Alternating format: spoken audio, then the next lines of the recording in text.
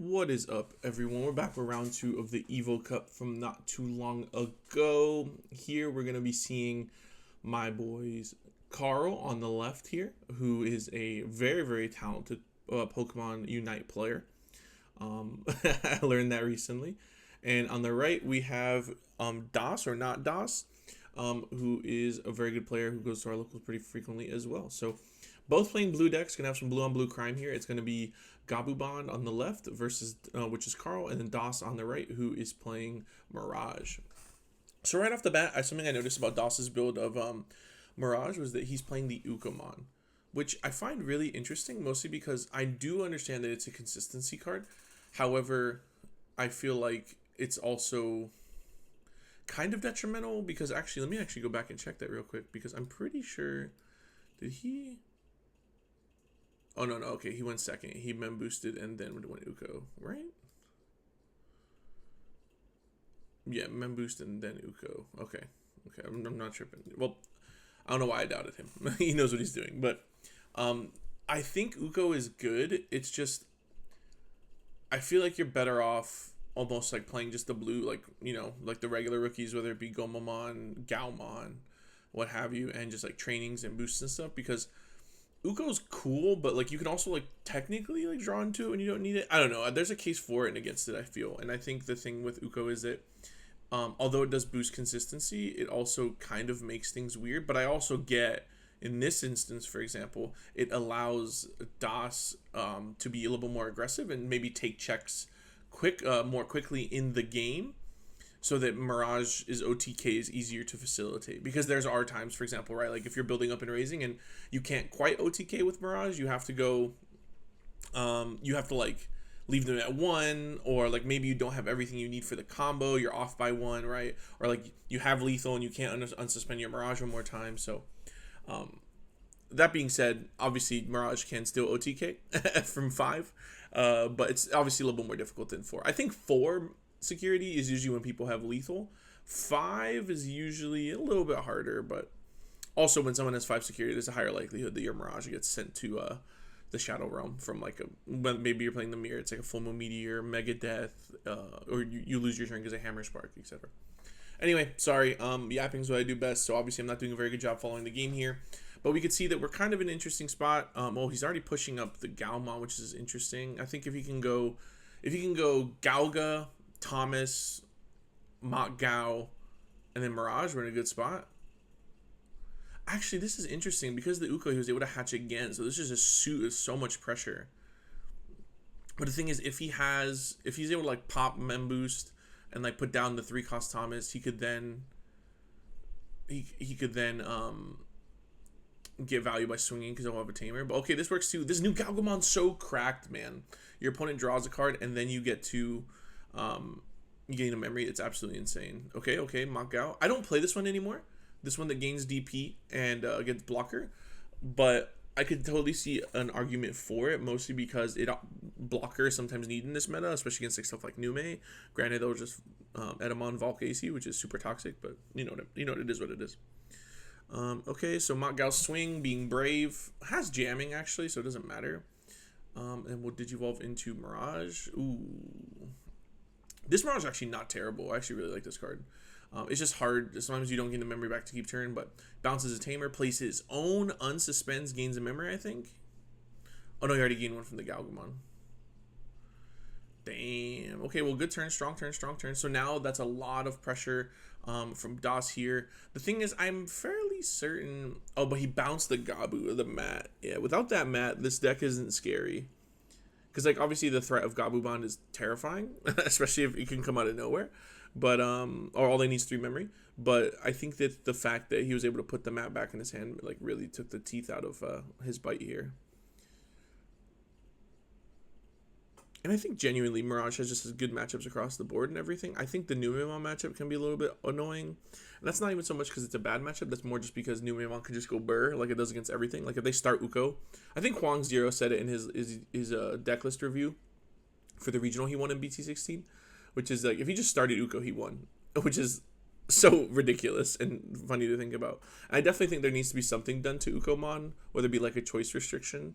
I think for all the good that it also does a lot of negative, right? Like getting high rolled Uko feels really, really bad. Granted, I don't want the Ukomon rush deck to die. Like that's what we don't want. But there maybe should be some type of choice restriction. Like maybe if you play Numemon, you can't play Uko, or maybe if you play Monze X, you can't play Uko, etc. You know, just to slow down Numemon a bit, because I don't want that deck. It's a good deck, and I know the mirror for that deck is very, very powerful or fun to play and very technical, but I do think that needs to be something done, just because it's obviously very, very strong and all the best decks have been hit, except Guru took a stray when it wasn't very good, but that was the cell product, of course.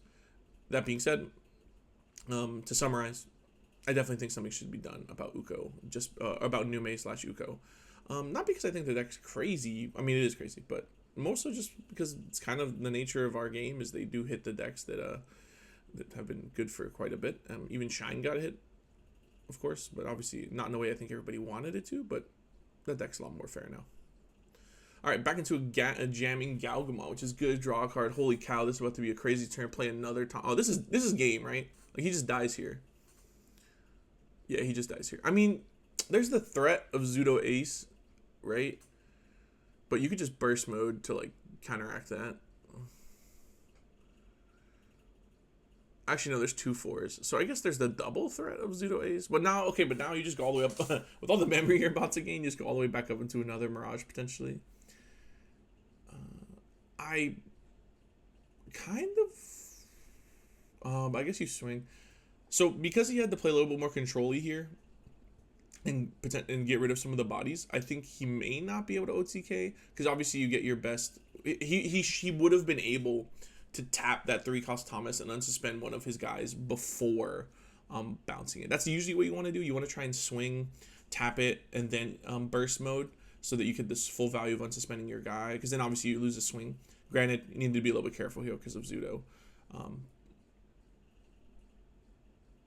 Mirage, it'll bounce that, it'll unsuspend, we'll gain a lot of memory, I'm pretty sure, because it's blue on blue crimes. Yeah, this is his game, I'm like fairly certain. So we'll swing, hand loop. Oh yeah, dude, Carl on the left here is dead, man. Like, this is, I think Gabubond's kind of funny, and it's definitely a strong deck. I know it's like the content creator Primitive is one of his favorites, but dude, Mirage just... Dude, when you let Mirage get set up, it's just GG. You know what I mean? Like, you just die. Uko swing draw, it's kind of toxic. I mean, swing, it doesn't matter. I mean, I guess you so here's the thing, right? And I'm curious to what other people think. When you're in this situation, right? And especially as the opponent who's playing Mirage, like, you're just like, oh, I got it, swing, right? But there is always the instance that you may not have it, if that makes any sense. Like, you may hit a bomb or something and you don't win that turn. Granted, I think it's almost impossible for Carl to come back from that. But in that instance, you kind of want to, like, and I always encourage, like, people at our locals, like, yo, like, it might be over, but, like, play it out. Like, let's make sure that we know that I won or that you won, because you never know, the stuff could happen, right? I think it's just responsible. It's responsible gaming, especially if you want to play at a high level, like at regionals or something. It's really, really, really, really important for you to make sure that you are paying attention, or like you're taking your time, not like slow playing, but taking your time and taking the actions in the correct order. Just because at a high level, especially at like regionals, we even saw in the European nationals last year, or European nationals this year, that by doing actions out of order, it can cost you games, right? Especially at the highest level when you expect to play perfectly. Like, yeah, it doesn't matter if you draw before you burst, right? Or like if you put the tamer back, or don't quote unquote pay the cost when you burst mode, right? Like, it doesn't matter if you burst, draw, and then pick up the Thomas, right? Like this stuff like that, you know. And obviously winning like that is kind of feels bad for your opponent, especially if you call them on it, but at the highest level, you're expected to play like perfectly, right? So that is kind of that's just my opinion there, and obviously people are welcome to disagree, but I just think it's really, really important practice. And in casual games, obviously you could take things back, etc. But I think it's really important for players to get used to playing perfectly or just playing with a little bit more intention, because like obviously it's a lot of the game is routine, right? Digivolve, training, etc, etc, etc. But I think it's really important to sometimes pay 100% attention and order your effects. All right, starting off hot here. Gabumon putting the pressure. Louis pretty good. If you would have had Gabu Uko, that would have been kind of crazy. Look, another appearance. For 3, draw 1. Thomas. That I love and hate that card. Hard playing always feels so bad, but it is what it is. All right, getting some early pressure for Gabumon here. I think they have lethal at 3 security, if I'm not mistaken, typically. Evolve for 2, draw. Wait, why does he have another rookie? Carl, if you don't have another rookie, you're kind of trolling. Is it Blue Tamer? Is it Wanyamon Blue Tamer or is it A Tamer? All right, well, he found another rookie, so I'm bad at the game. I should have just trusted Carl here. Heart of the cards.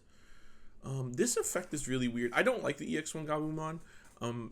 Personally, because I feel like a bottom deck's a lot of good cards, but obviously in Gabumon doesn't really matter. That was kind of brave of him here, though, to freaking swing or put the rookie underneath, not knowing if he's gonna see another one. I mean, I guess you'll see 6 cards. Hopefully, one of them's a rookie. But if you don't, and then your stack dies, like you're super punished, bro. But then again, I guess you could argue that how is he gonna punish it, right? I mean, Zudo Ace wouldn't have done it. Or Zudo Ace would have kind of done it, and then or Full Moon Meteor. I don't know. To me, that just seemed kind of risky, but it paid off, so it don't matter. LOL, trading into Tamer. I have a feeling DOS is not finding what he needs, or maybe he's missing, I think, a 4 or 5. I swear with Mirage, it's always the 5s you never find. Or if you do, you find Zudo, and that sucks. Zudo just sucks. He stripped the Buka. Training. Oh my god. See, that's good, but if he doesn't have what he needs, it doesn't matter. Swing with Lana. Double Gabu. That's crazy. I guess you do cycle super fast, though, when you're doing this. 1, 2, 3. Can he take the Gabubond? Is Gabubond a name, right? Or I think it's treated as Gabubond. I don't really know. I don't play Gabubond. Oh my god, bro. I think DOS is going to lose this simply because he has, like, no pieces that he needs, and then... and, like, all the trainings are there, so there's a search. I mean... It depends what Carl puts him into here. Like, you want to put him to as little memory as possible. Like, you can even Hammer Spark, Evo over the Louis, hybrid over the Mat, put him to 1, right? Because then he can't, there's no way. Okay, there's no way DOS would be able to go all the way up from 1 memory. I mean, he could, but he doesn't keep turn. There's like no way. Is there a way? How many cards does Carl have in hand? No, there'd be no way because he wouldn't have 8 cards. All right, here we go. But now putting him at 3 is kind of dangerous if he gets there. He probably still doesn't have a 4, which is kind of funny. 4 trainings and nothing to use them on. Feels bad. Oh my god, more mem boosting? Oh, we got there, but we don't keep turn. But we gain a memory. No, we don't even gain a memory. See, that's the thing with the Betamon, man. Like, everybody's playing the Betamon, or the people were playing the Betamon in Mirage because of the jamming inherit. But, dude, like, sometimes you need the extra memory, dude. And the new Gaogamon's already crazy. So I don't even think you need to play the Betamon anymore. And I know Gomamon's also good because it has, like, the no block, no redirect. But it's also kind of whatever. All right, so going into Zudo, clearing the other level 4... Let's see, another training. We probably go Mirage. Now, what do we clear? We clear the Lana. No, I think you want to clear the Gabumon, actually. Yeah. Gain 1, I think.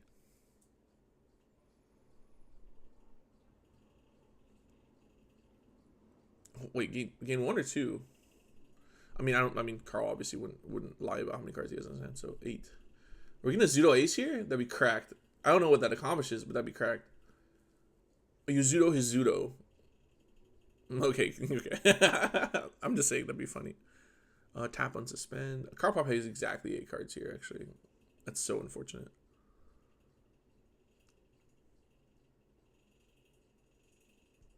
I mean, DOS doesn't win here, and I actually think this is maybe a losing position. Oh my god. Actually, not a losing position, but, like, it's just awkward because he may not be able to OTK here. Oh, he has 9 cards in hand. This is what happens when I don't have the audio on. I can't tell what's going on. So 9 cards, now he's down to 8. Hits the first security. Gabumon. Is there anything in this deck that's scary? Maybe Foxfire, right? But I don't know. Swing. Sword Joe.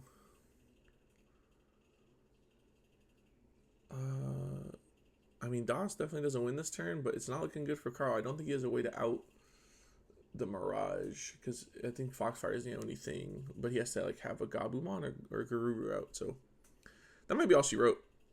Damn, man, Mirage is crazy. And Mirage is the deck I played in this tournament too, and to be honest with you, I'm very tired of playing Mirage. I love the deck, and I think it's a ton of fun, obviously, when things go well, but it's just kind of annoying. Not annoying, but it's Solitaire, you know what I mean? Like, I'm not one of these people who are gonna be, no, bro, Mirage is like, well, okay, let me not use that voice, but I'm not gonna be one of these people who lie and say Mirage isn't very strong. It's definitely very strong. Is it best deck? I don't think so, because it has consistency issues and can definitely have a hard time setting up. It requires a lot of setup, but if it sets up, you kill it, or it kills you most of the time, depending on what you're playing. But I definitely think that it's one of the stronger decks. You don't really interact with your opponent, right? It's like a BT9 deck in the way that like you just don't care, you genuinely don't care what your opponent does, which is kind of funny. And I guess it's not really a play style that should be encouraged anymore in this game, in my opinion. So it's like the last of those decks. That and Shine kind of does the same thing. Shine's very similar in that way. Oh, this play's crazy. Oh my god. Oh my god, the Zudo into the Zudo strip memory gain into the bounce. Alright, see, now he just plays Thomas and he just wins, right? Or he pops his old memory boost and plays Thomas and just wins. Or is he gonna be? Oh, it'd be funny if he went to another Mirage. Alright, so yeah, I think this is over. This is over, right? Like for sure.